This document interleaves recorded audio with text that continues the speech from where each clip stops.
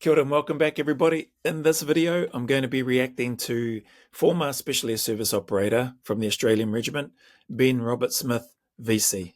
Victoria Cross winner for his actions in 2010, and we'll let the interview explain most of that. One quick one that I want to mention just before we dive in is this reaction video isn't about recent media events or recent court cases surrounding Ben Roberts-Smith and defamation cases and war crime investigations and that type of stuff. This reaction's got nothing to do with that. If people want to see a reaction to that type of information or that video down the track, then you can whack that in the comments. I've got no problem providing a reaction to that. However, my reaction for this video in regards to Ben Roberts-Smith VC is in regards to his bravery, his courage, his actions that took place in this particular event. Not only that, obviously, team members members from his team who performed incredible feats and acts of bravery in the face of death and uncertainty. So, yeah, if that's why you're here, that's what this reaction is for. If you've come for that other stuff that I spoke about, then you're in the wrong video. So that being said, and that being out of the way, let's jump on in.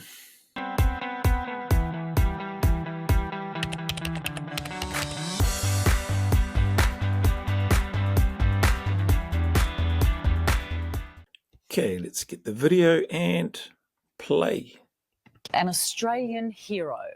SAS Corporal Ben Roberts-Smith has served 5 tours in Afghanistan. The last time there, he won the Victoria Cross, the highest military award for bravery. You're about to hear Ben tell what happened that day. It is extraordinary. Not just what he did, but what his mates did as well. When outgunned and outnumbered, they beat impossible odds to defeat a massive Taliban attack. You're about to meet a man who believes freedom and family are worth fighting for. Here's Ben Roberts-Smith with Mike Willisey. Oh, okay. Great to hear a couple of things, that outgunned and outnumbered, but never outmanned. That's something that you'll hear SF operators and maybe, soldiers in general, but I've heard it more in the SF realm or world. maybe outgunned, maybe outnumbered, but never outmanned.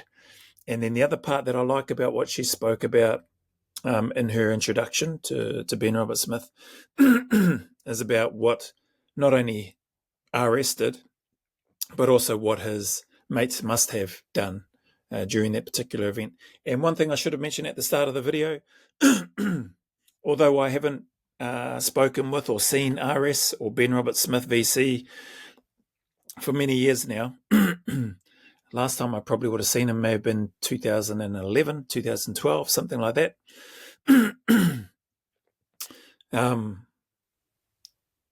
What I recall and what I know of RS, or the RS that I know, that I served within the unit at the same time, we didn't end up in the same squadron, so we never served on any deployments or anything together. But we did a few courses together during a part of the cycle. Excuse me, and we did play rugby together while we were there, and everything that I was fortunate to be a part of and interact with RS, I saw him to be an incredible man of character, of an imposing figure. He's a big unit, probably the typical, probably the type of person that most people associate with a Special Forces operator. He was big, he was broad, he was muscular, he was strong, and he was mobile. But the reality is most people are probably like me or average like me, and then there's guys that are even smaller. Some may even argue that the majority of those in the unit may even be smaller, wiry type people. Not the usual perceived big bodybuilder, got big arms, big chest, whatever, can lift lots of weight. So not usually the case. So those are the couple of things that stand out: the outgunned, outnumbered, but never outmanned, and his teammates.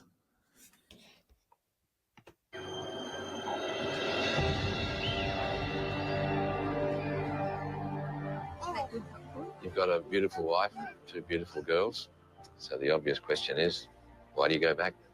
To have the girls was Easily the best day of my life. It took us a long time to have the kids through IVF, but I very much believe in what we're doing. I'm privy to a lot of information and intelligence that leads us to the places we go. I know what we're doing is actually stemming the flow of terrorism into this country. I know that.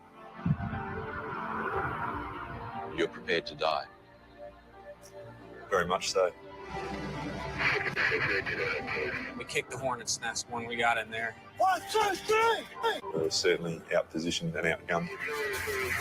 It was pretty apparent that it wasn't a typical mission. Threw a grenade over the wall into the compound. One burst could have killed all three of us. What he did turned the tide of that battle, but it also saved the lives of his two mates. I wasn't going to sit there and do nothing and just watch my mates die.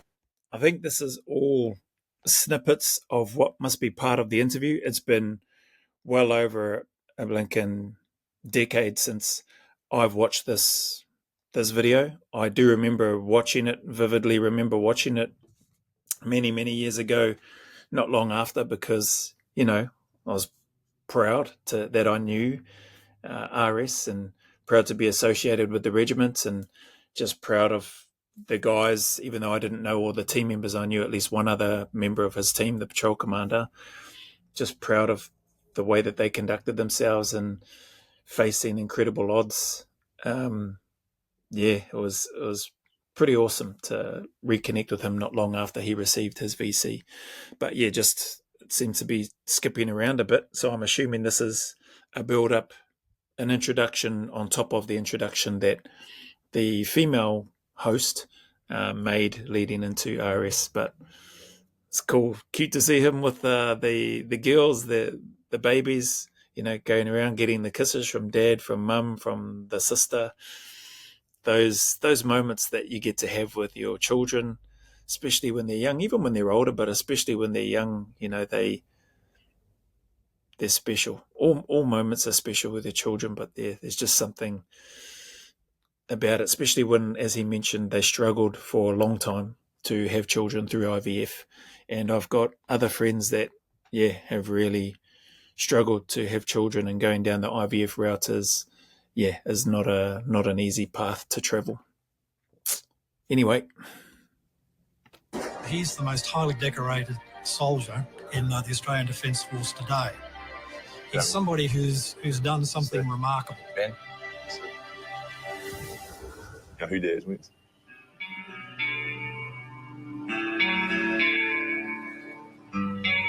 Big Ben was once little.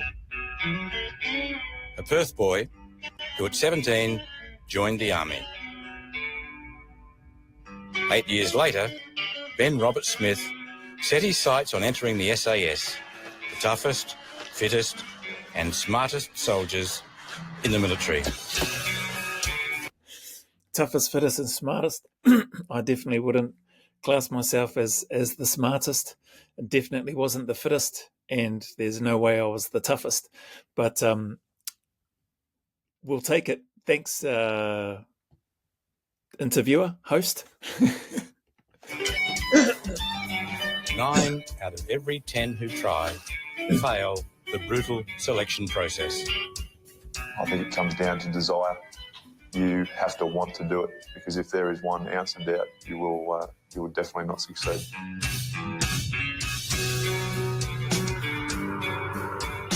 You are the elite of the elite. It's a way of putting it, yeah. Elite of the elite. I'm pretty sure elite is spelled with an E. But anyway, what do I know? That term does get used, but it's certainly not a term. You may have seen RS smiling there, and I think he says that's a way of putting it. You don't get more. I've never come across operators kicking around, calling ourselves elite of the elite, or calling ourselves special. I think anybody that does as an operator, they're probably just having a bit of a laugh. I've never met any operator kicking around saying that and being serious, being like in a serious, genuine conversation with somebody.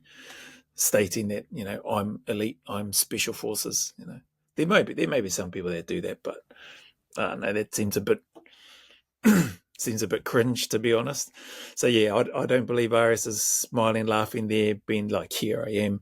He's just saying, yeah, I suppose it's a way of putting it. A lot of people view the SAS and units, special forces units, that way, and you know, so be it. The media portrays it that way, and yeah, that is how it's viewed.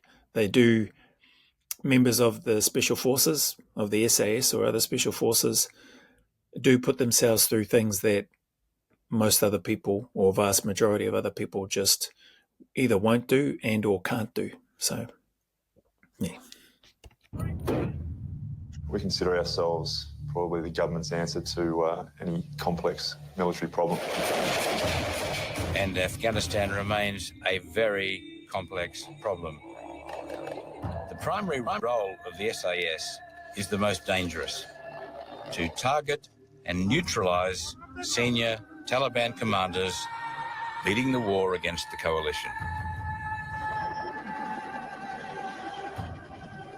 On the 11th of June 2010, in northern Kandahar, Ben's unit was assigned a high-priority mission: to capture or kill a high-ranking Taliban leader. They would be choppered in by the legendary US 101st Airborne Division. We had a 4 Black Hawk, 2 Apache package, which meant we had 4 helicopters to carry the blokes and 2 Apache gunships to support us. That's you and that's you sitting. That's how you went in. Yeah, I mean, that is the photo. That was the day we left for Tizo. It was early in the morning, about 8:30. The Australians knew their target was important.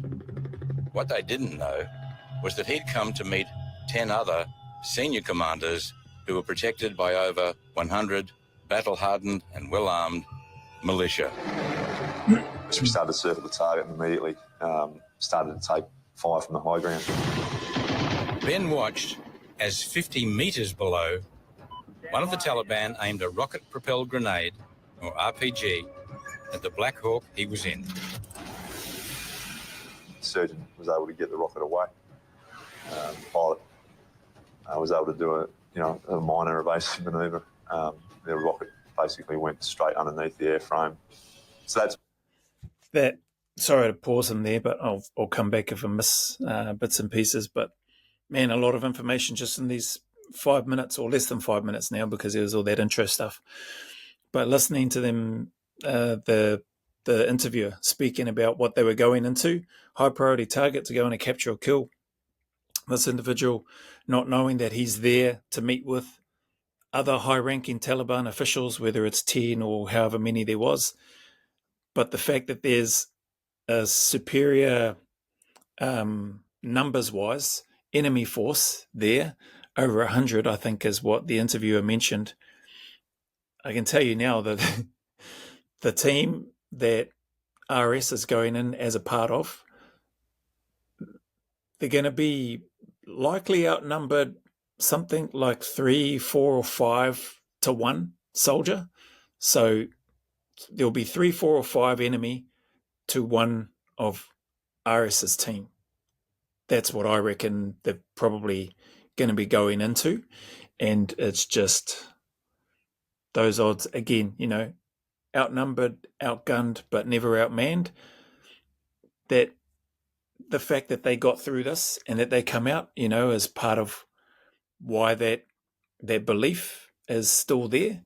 And I think it's accurate. There's been many situations where the unit or members of the unit have been outnumbered, have been outgunned, but the training, the dedication, the bravery, the skill, the experience, the commitment, the list goes on and on and on for members of for members of the Special Air Service and other special forces, what they go through to get there, and their level of commitment to each other, to the mission, to the cause, for what it is that they're there serving and striving to do, is beyond anything I've experienced outside of the unit. It's probably the most vulnerable actually I felt all day, because you're not in control. The American pilots did a pretty impressive job, showed a lot of courage. Ben saw an RPG go under his feet. He was sitting just outside the chopper. Yes. I understand there were plenty of RPGs fired at you that day. Yes, there was. There was quite a few RPGs shot at us. Amazing to see the pilots and to see RS there, and obviously they've gone over to meet with the American pilots that were there that day. Incredible. Again, same, the skill that they have, what they did, what they face, and just their humility about, like, we had a lot of RPGs coming at us that day, no doubt other small arms fire coming at them as well, and they stay in the fight. They go back again and again and again, and it's just incredible, the mindset that they have.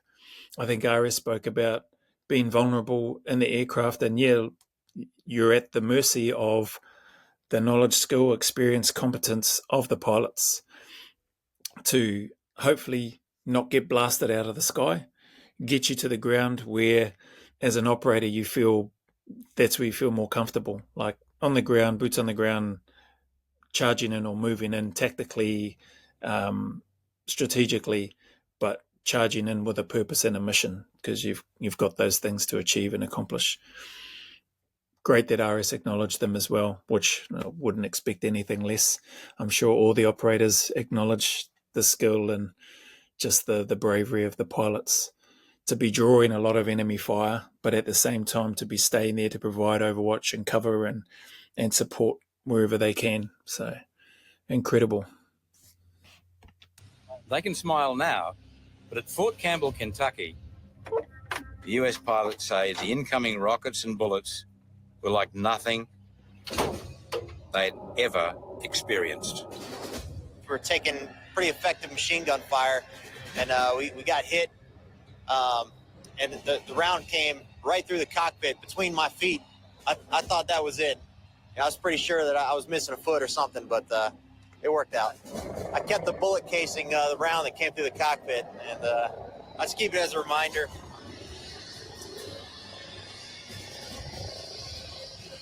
That was it. That's as close as you can go. It is, pretty much. Millimeters.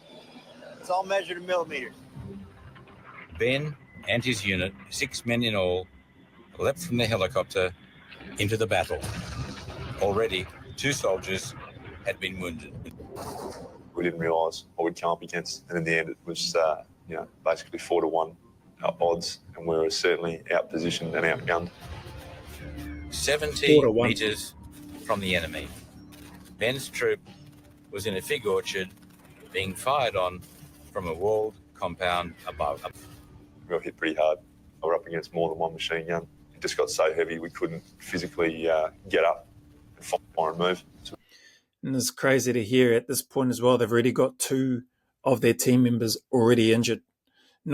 Doesn't say they're out of the fight. I'm sure they must have kept going, unless they couldn't and they stayed on the choppers. I don't know. But you're already at 4-1, and you've now got 2 of your mates that are injured as well. Mad. We just started to crawl. Despite being shot at from 3 different machine gun positions, they crawled forward to within 40 metres of the Taliban until they could go no further. Then Ben noticed a small structure just outside the enemy compound that could provide cover from the onslaught. I sort of gave a yell to the guy on my right, because at that point I was in the middle and I had a guy either side of me. We'd fought that way, all the way forward.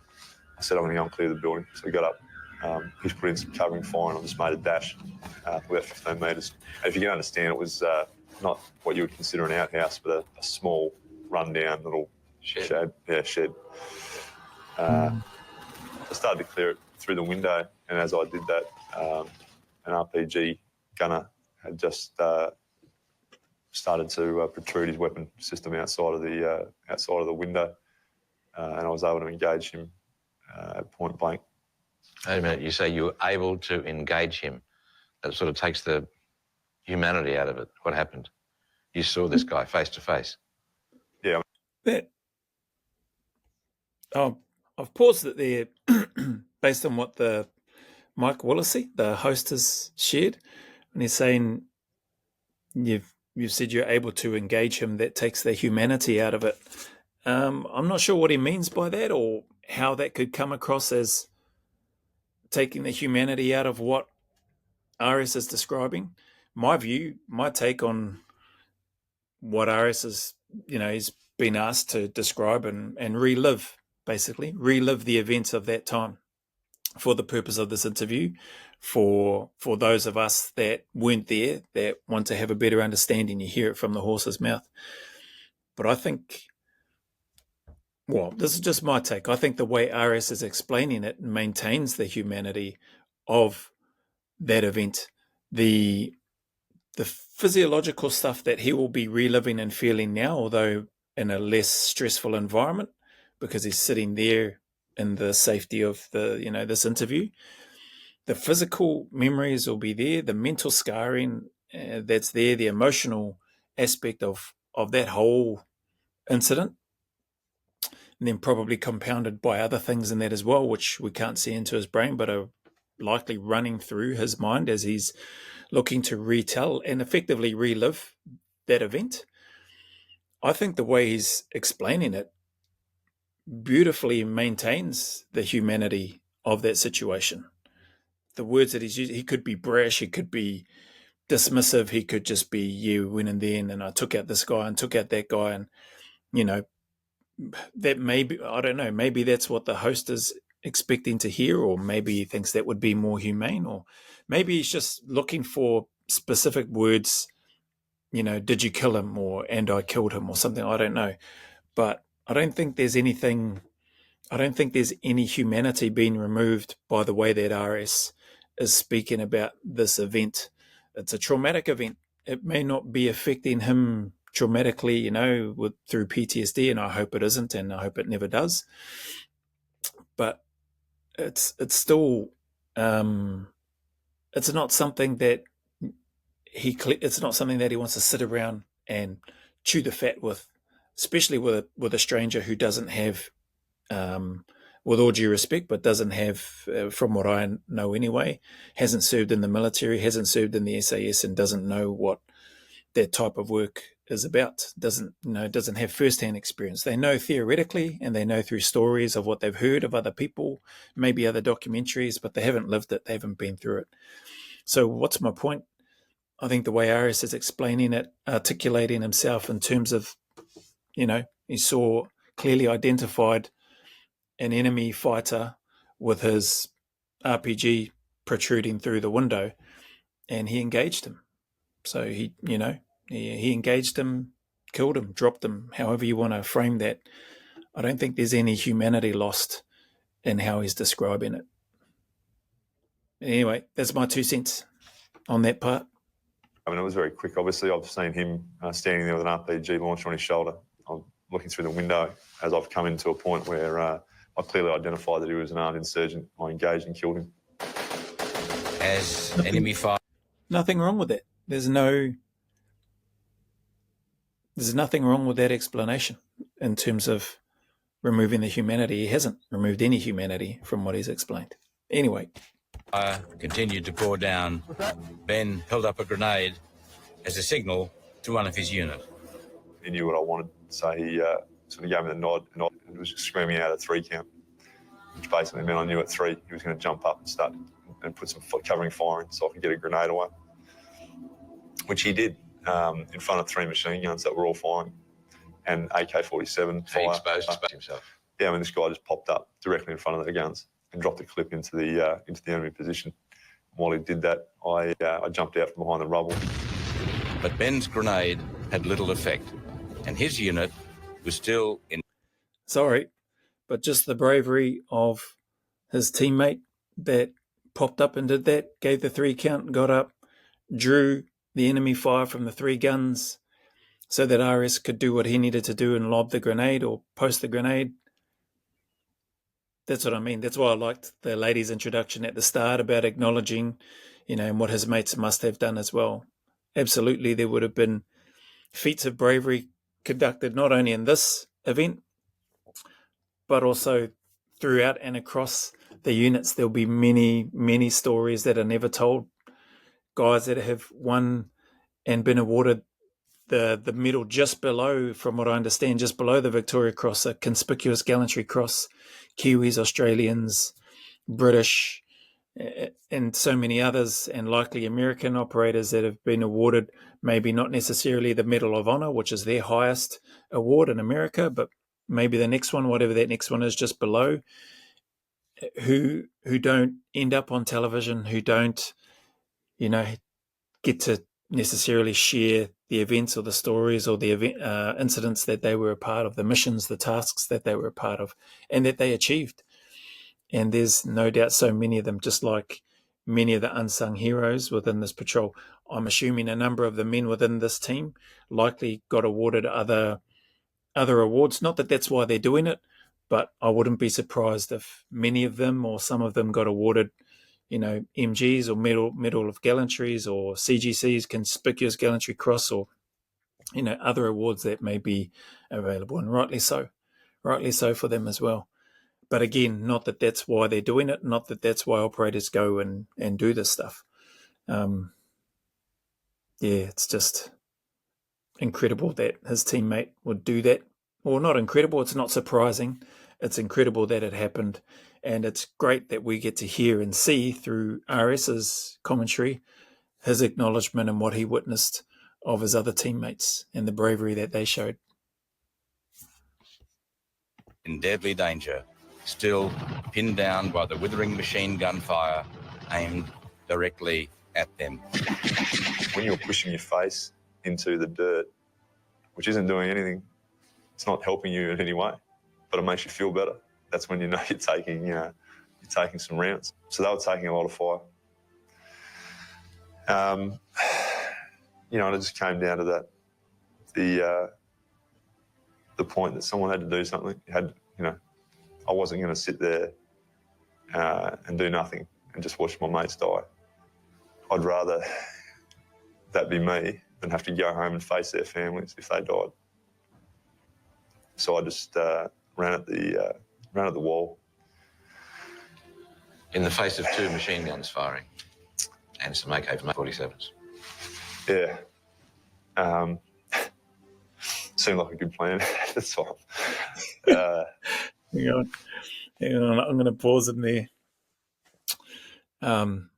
The music in the background's a nice touch to what he's sharing about this too. But anyway, just listening to him speak about the adversity that they were facing there and his decision, his actions to go, well, I'm not going to sit here, watch my mates die, as he mentioned. I'm going to get up and do something about it. Now, if you've never met him, and if this is the first time you've seen him, when you've seen him in the swimming pool near the start with the weight over his head, if I didn't mention it already, he is a big unit. He is a big target. And to take the initiative and run towards those enemy machine guns, and take out, I believe, 2 of them through his actions,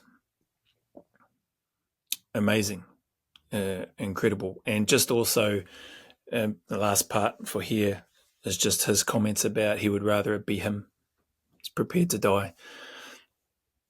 You would struggle to find any operator, this is just my opinion, you would struggle to find any operator who isn't willing to die for their mates, who wouldn't rather it be them that pass away or die than their mates, who would rather that they themselves be the ones that die and their mates live and get to go home rather than it being the other way around.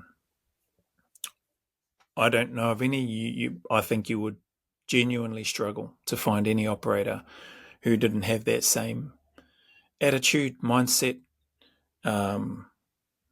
call it love for his fellow man, for his brother, for his operator that he's there serving alongside of. Because it's the connection, the bond that you make is incredible. Now, don't get me wrong. There may be times when you're not, as close with members within your team for whatever reason. But when it comes time to deploy on operations, all of that, at least for me, goes out the window. Like, I'm there for my mates, and RS is clearly there for his brothers, for his mates, and he showed that through his actions. Amazing. Got to the wall, engaged the first machine gunner. Oh, So sorry, that's the other reason that I paused it for, was just to highlight his sense of humour. Um, seemed like a good plan at the time.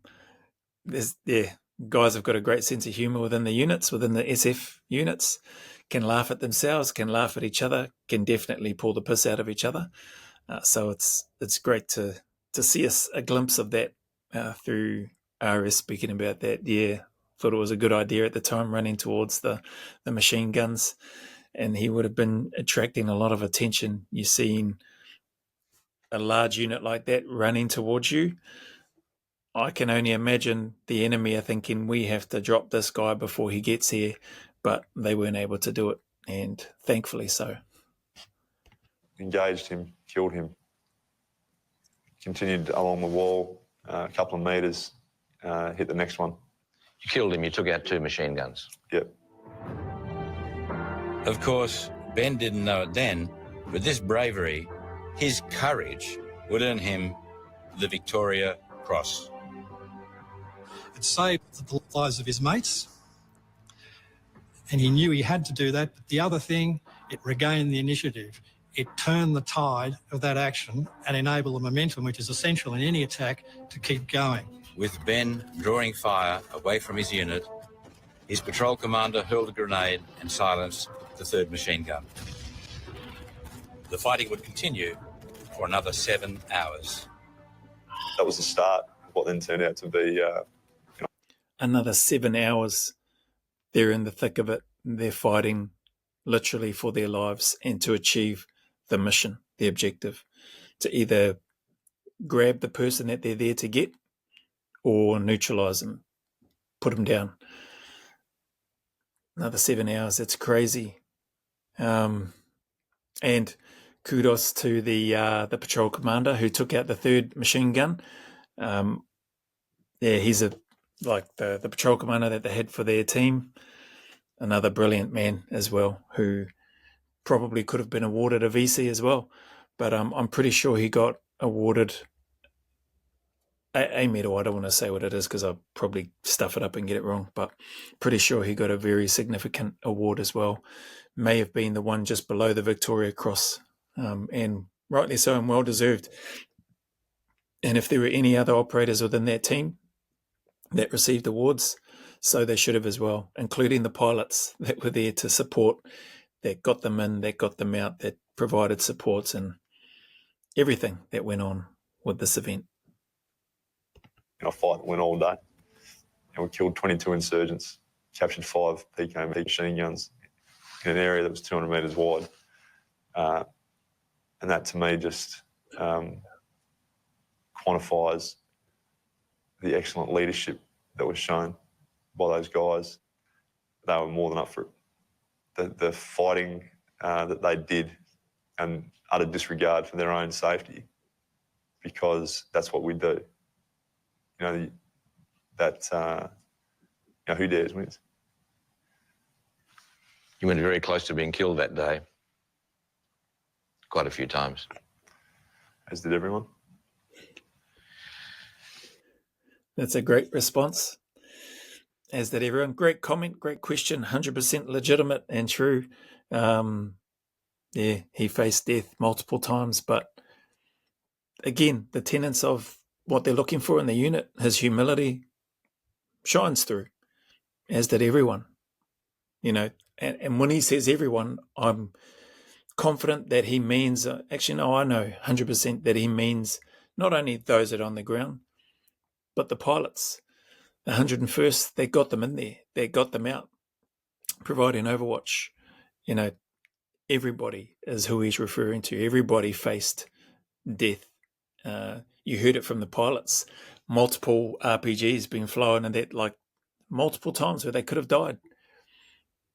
I hope they receive some sort of recognition. Not that that's why they're doing it, but man, they absolutely deserve it. And so, yeah, great response, as did everyone. In a situation like that, is killing like winning? No.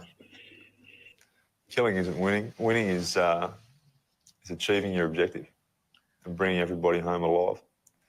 If you have one person killed, if we'd have lost one bloke that day, I probably wouldn't be sitting here right now.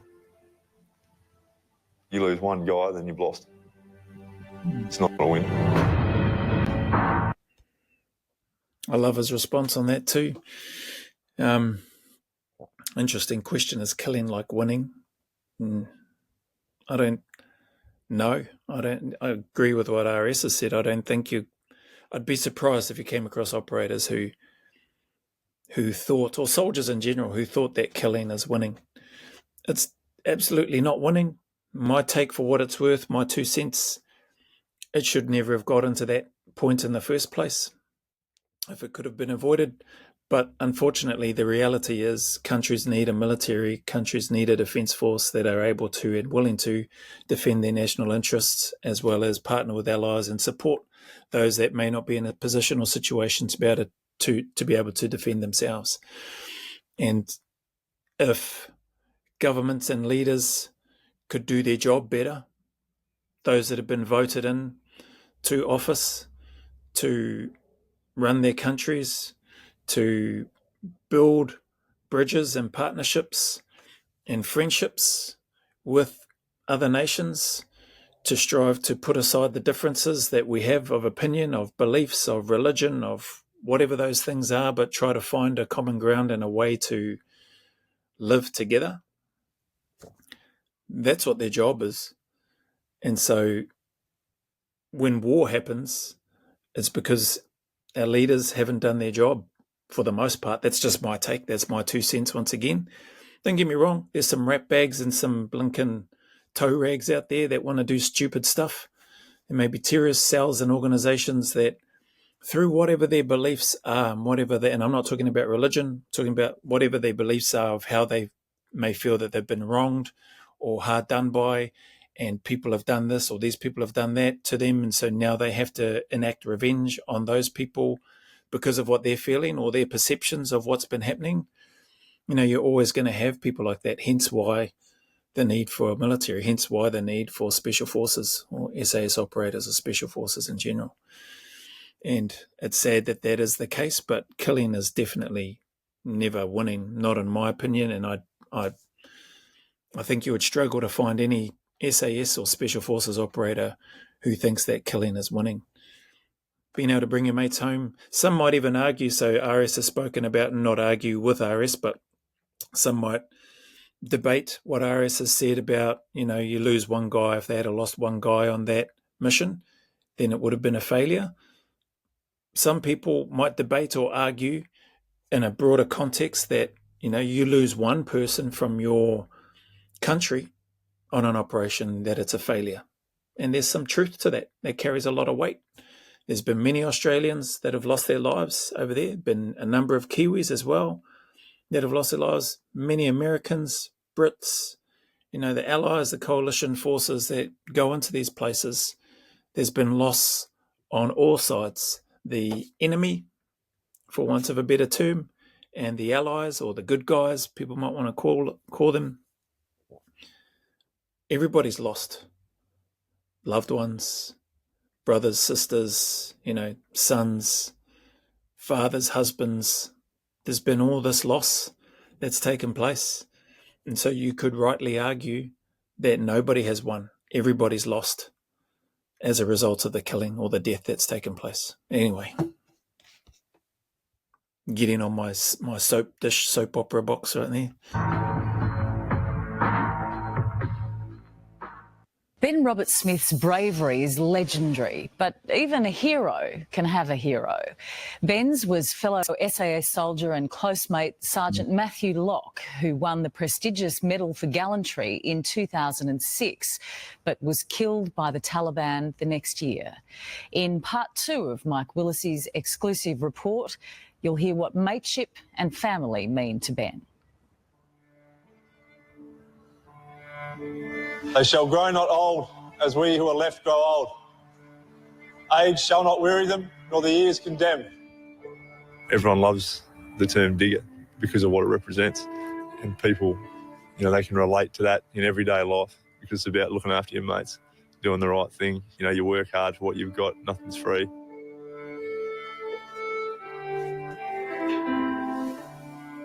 Ben Robert Smith knows well the sacrifice of the men and women who have fought and fallen for this country.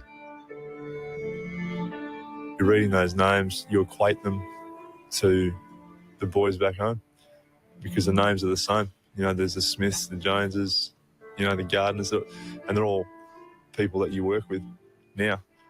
At the going down of the sun and in the morning, we will remember them.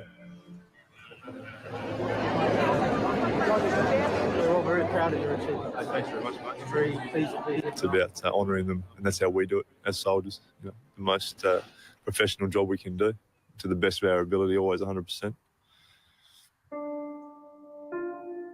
In 2006, Sergeant Matthew Locke was killed by a Taliban sniper in Afghanistan, leaving behind his wife Lee and young son Keegan. Matthew was Ben's friend and second in command of their patrol. They won the medal for gallantry together. Ben was about to go on leave when he last saw his mate. You know, it was like it always is, you know, boys having a laugh, taking the piss out of each other. But I just remember, you know, like you always do, I just said, hey, don't do anything I wouldn't do. You know, it was a bit of a laugh because you're always trying to outdo each other. And then I left. I met up with my wife and we went to Thailand for a holiday. It was the last day, 10 days later. I just got back to Perth Airport and stepped off the plane and heard it on the car radio.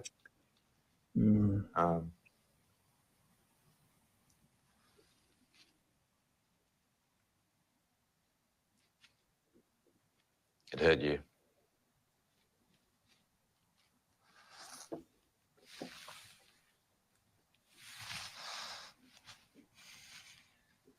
Did it also motivate you? Yeah.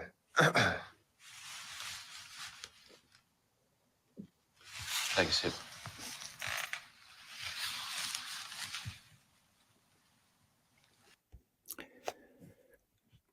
Again, coming back to that comment that was made earlier by the host, taking away the humanity, like he's reliving that event, right?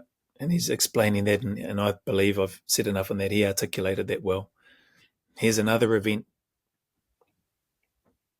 He'll have a whole bunch of things going through his mind. Him and Lockie received the Medal for Gallantry together. Now, I don't know if they were maybe it was part of the same task or operation or job or team that they were on, or maybe it was two different times, but they received them at the same time. But clearly they were in the same squadron and they were close mates. And now he's reliving that again.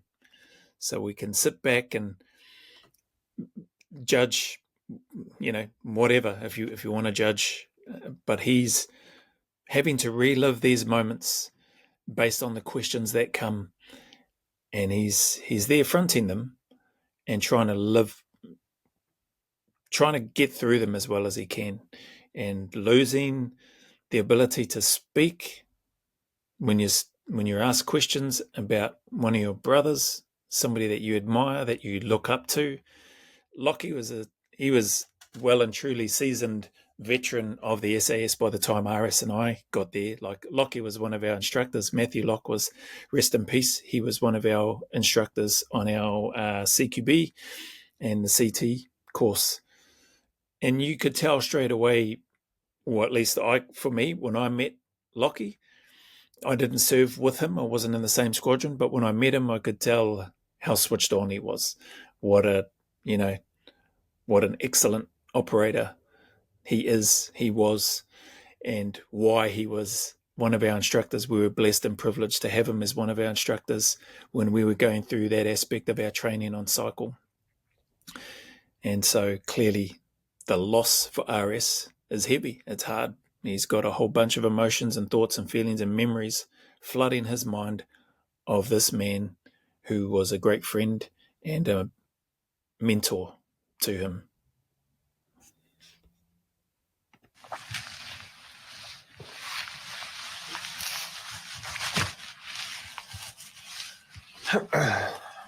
Ben, I wasn't trying to make you emotional, but You're more than just a professional soldier. You're a man. And he was a great mate. Mm.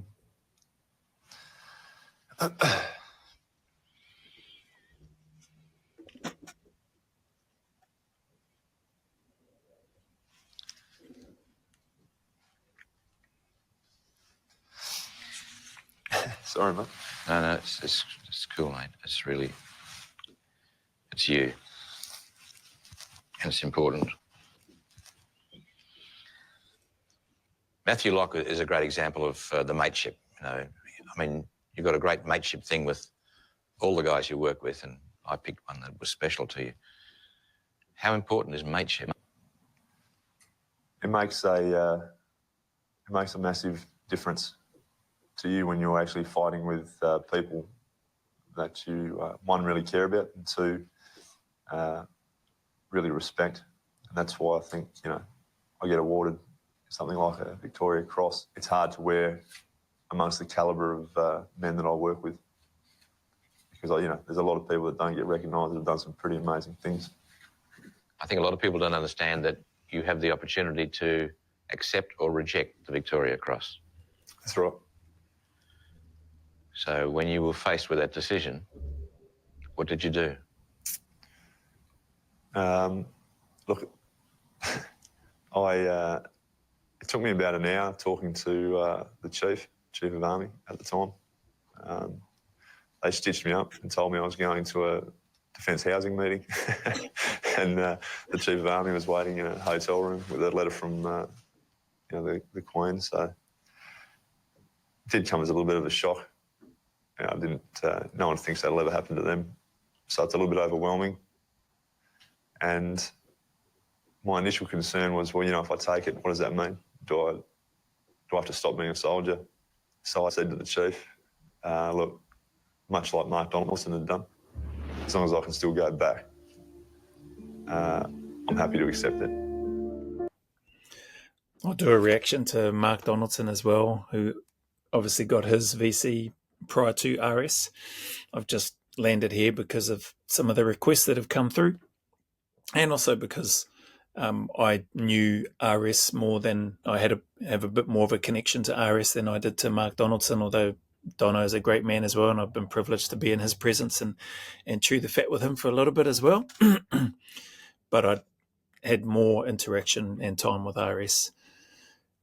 Yeah, the opportunity to accept or reject or decline, respectfully decline, I guess would be the term, the Victoria Cross is there because the weight of it is far more significant to the fact that you are put in the public eye. People know who you are. Your family then end up in that spotlight as well, for want of a better term. And it can be, well, I don't know, but I could only imagine, based on what I've seen and conversations that I've had with these two guys anyway, it could be a lot. It could be a lot of responsibility. It could become a bit of a burden. Hopefully there's a lot of positives and benefits for them as well with being known and having that award. I truly hope that is the case, and I'm sure it is. But yeah, there's some responsibility with it as well. So I think this is just my take. I could be wrong, but I think anybody who accepts the Victoria Cross does it not because they want to now all of a sudden be on television or have the world know or anything like that. I think they accept it because, one, they've probably been convinced. So in this case, Chief of Army has likely had a really good conversation with him and encouraged him, no doubt. His commanding officer, no doubt, have probably spoken with him and other people close to him. So it's taken him a while to process that information and ask questions and get answers that satisfy him and his needs.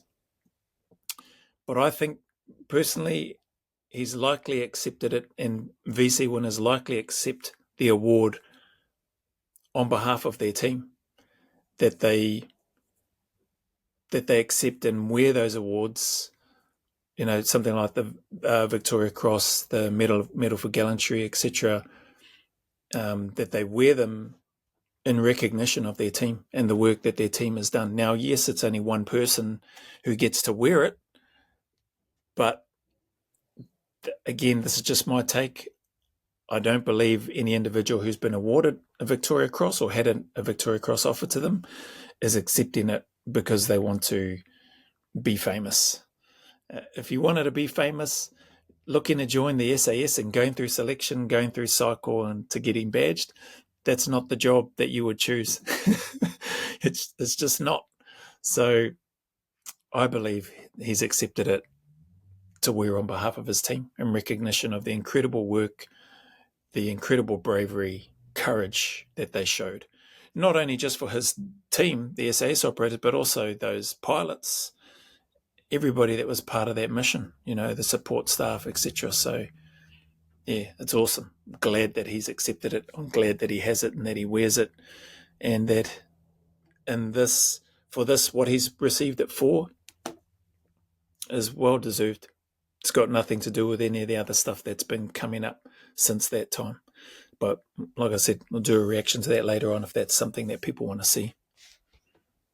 I wear it for the squadron, for what they achieved that day, and for my unit. There you go. Because that day is just another day for us. And you're prepared to go back? Yeah, very much so. I'm looking forward to it. It's a bit of a break, actually. The PR's killing me. Did you see that? Shirt off, yeah. Perfect, that's the way. Just turn to me at the shoulders, a bit more. That's it, yeah, good. Just lick your teeth, lick your lips.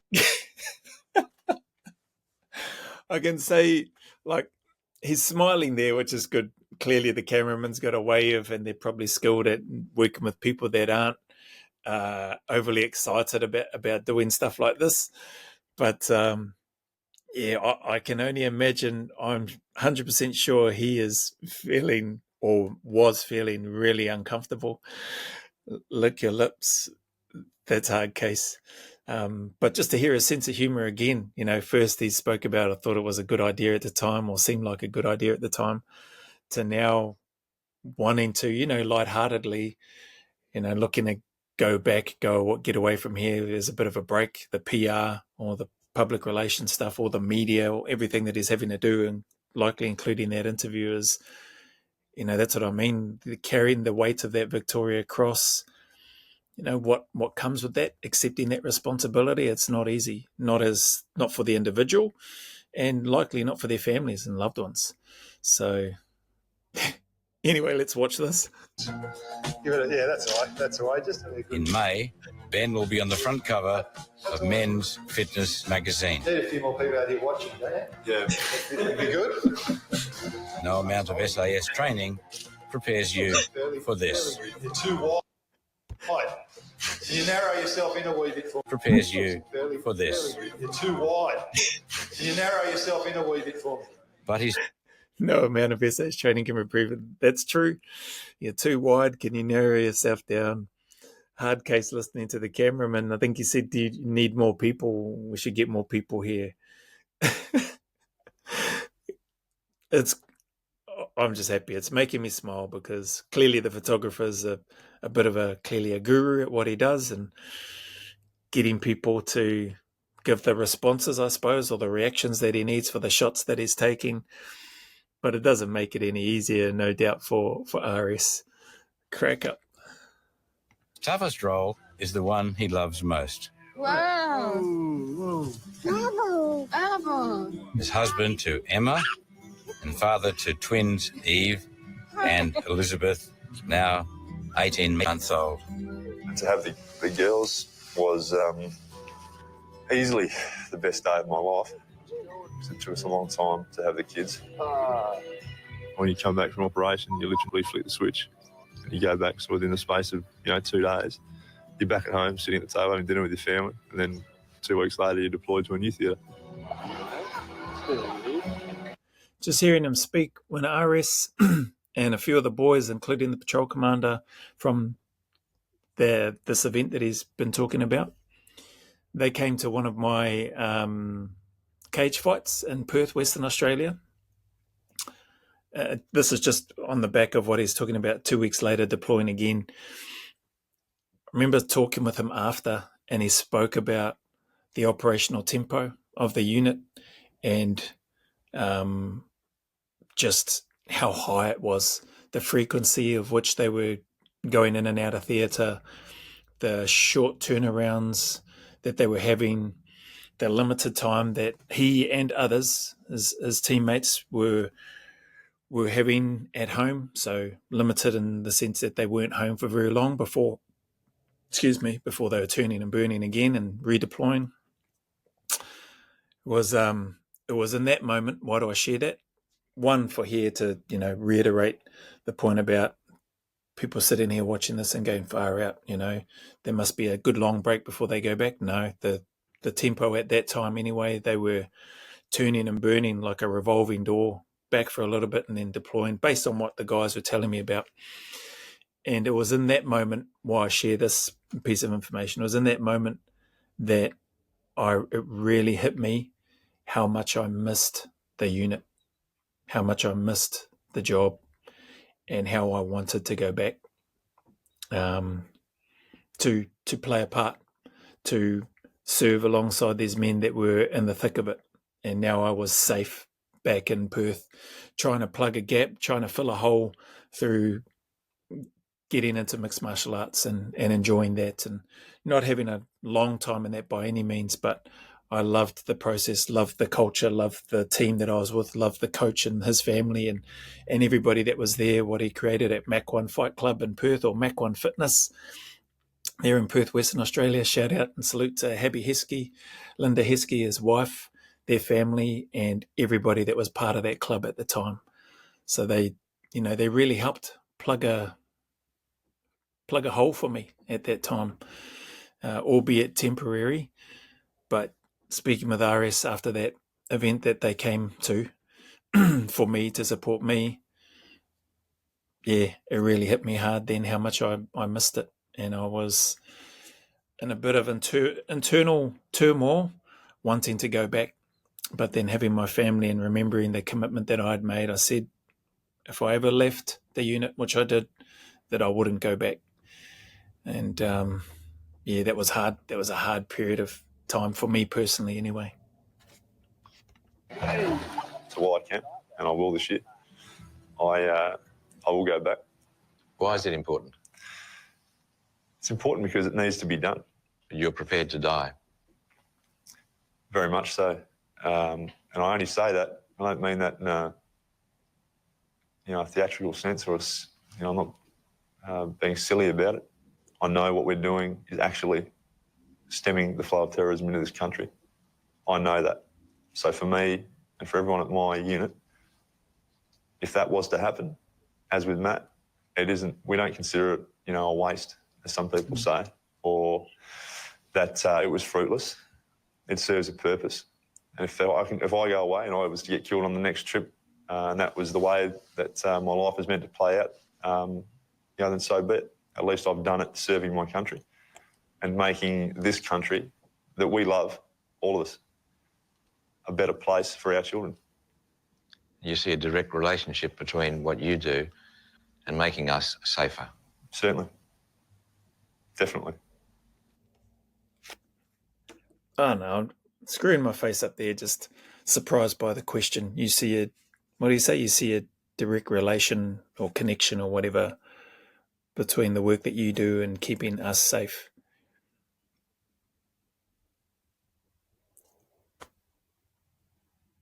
Yes.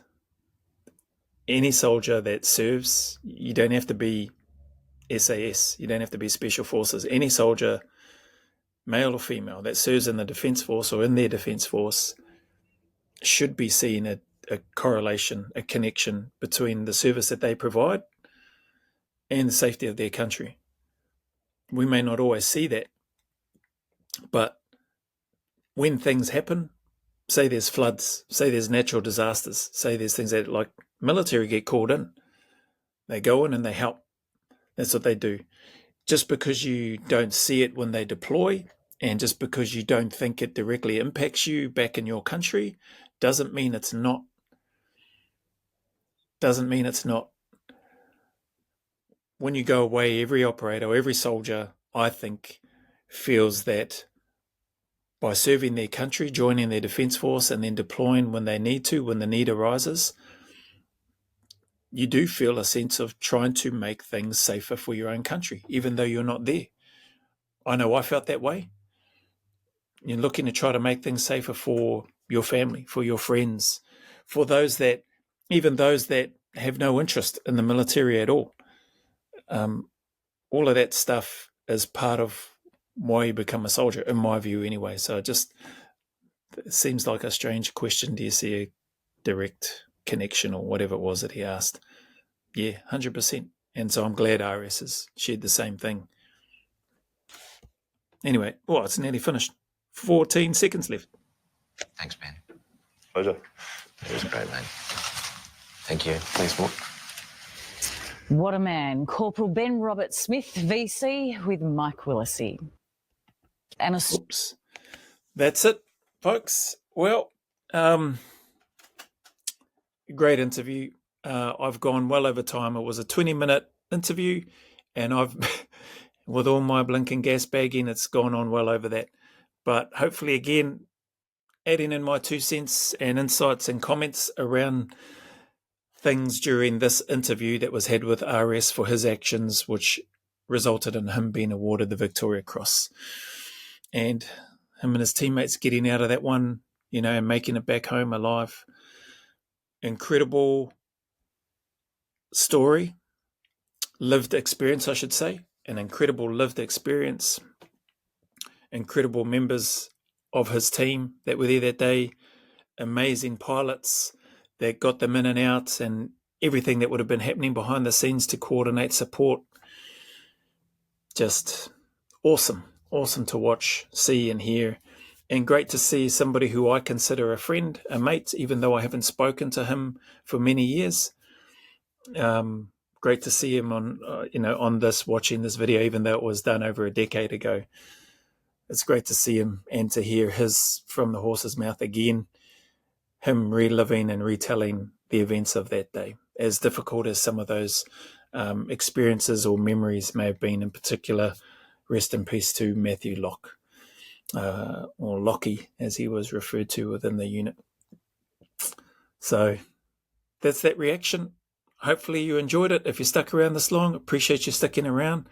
If you want to see a reaction from me in regards to the defamation stuff that's come out and testimony from operators in and around what has been put across as Ben Robert Smith's actions in Afghanistan post his Victoria Cross interview and post this operation that he was awarded the Victoria Cross for, then drop that in the comments below.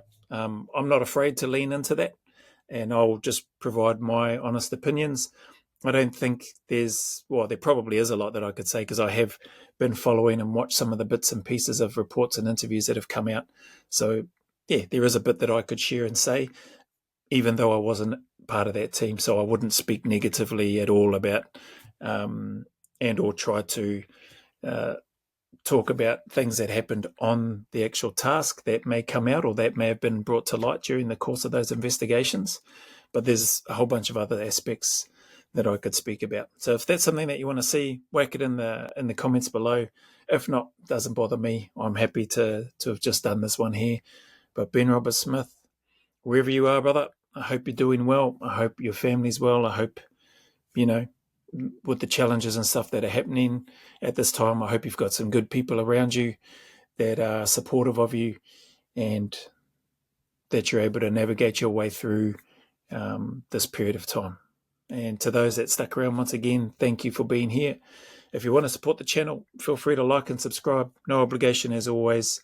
And until the next video,